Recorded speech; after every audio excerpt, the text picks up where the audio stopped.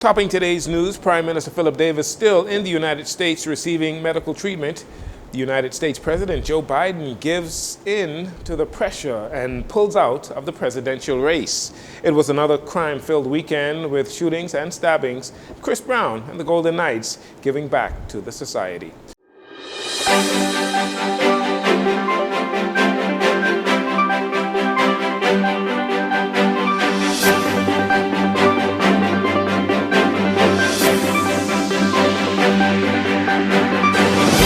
Good evening, Bahamas. I'm Jarino Saunders. This is your JCN Evening News. It's a pleasure to have you join us.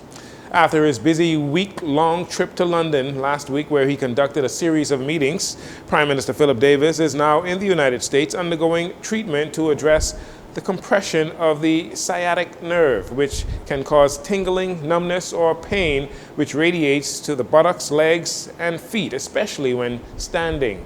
Health Minister Dr. Michael Darville revealed on Friday that the Prime Minister has been dealing with this discomfort and pain for several months now. Prime Minister Davis is at the Cleveland Clinic. His condition is not considered serious. However, it is unclear if the Prime Minister will require surgery or not. Deputy Prime Minister Chester Cooper is serving as acting Prime Minister in his absence.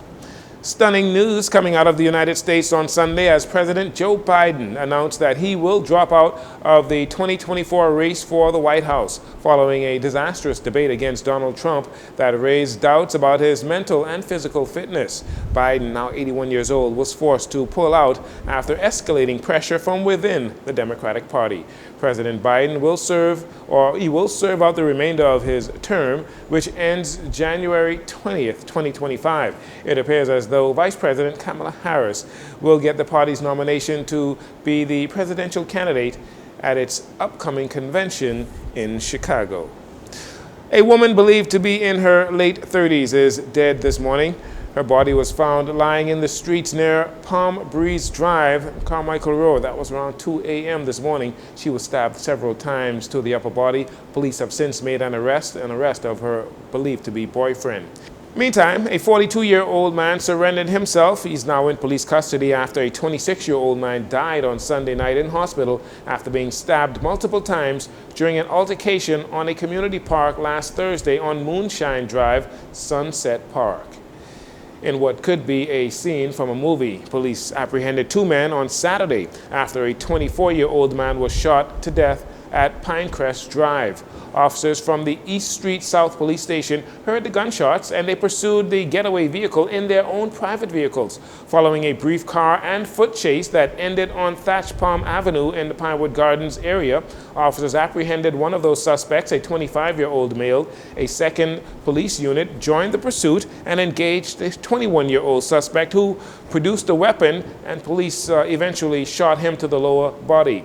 The third suspect escaped. Meanwhile, when police returned to the scene of the original gunshots on Pinecrest Drive, they discovered the 24-year-old man inside a red Dodge Ram truck with multiple gunshot wounds. He had succumbed to his injuries. Meanwhile, police seized a handgun and a high-powered weapon as well as ski masks and gloves from the stolen vehicle used by the culprits. In addition to these incidents, a man was shot and killed on Grand Bahama on Sunday night, and police discovered the body of a female, like we said earlier, suffering from stab wounds in the Carmichael Road area, and the boyfriend of that young female has been taken into custody for questioning. Meanwhile, Police Commissioner Clayton Fernanda confirming today that investigators have drawn a link between two recent murders. The recent murder of Neil Miller, who was shot and killed while sitting in a Nissan Cube on Hannah Road on Tuesday, July 16th, just last week, and the murders of Jamie Tynes, the son of former Chief Clerk of the House of Assembly, Maurice Tynes, and Adrian Edgecombe on Pine Yard Road on Thursday, July 18th. Here is Police Commissioner Clayton Fernanda. As I indicated, the motive for this matter, we are unclear at this time, but we know that that incident is connected with O'Neal Miller. We are following some significant leads. The detectives continue to be on the ground digging for additional information. The commissioner telling reporters that although he cannot share the connection, several leads are being followed. As I indicated, The motive for this matter, we are unclear at this time, but we know that that incident is connected with O'Neal Miller.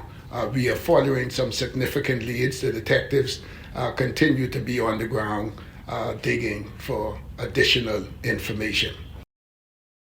The commissioner says officers are doing their best to solve recent homicides just after a weekend crime spree that brought the 2024 murder count in the country to 71 for the year. We'll take a break here. We'll be right back after these commercials.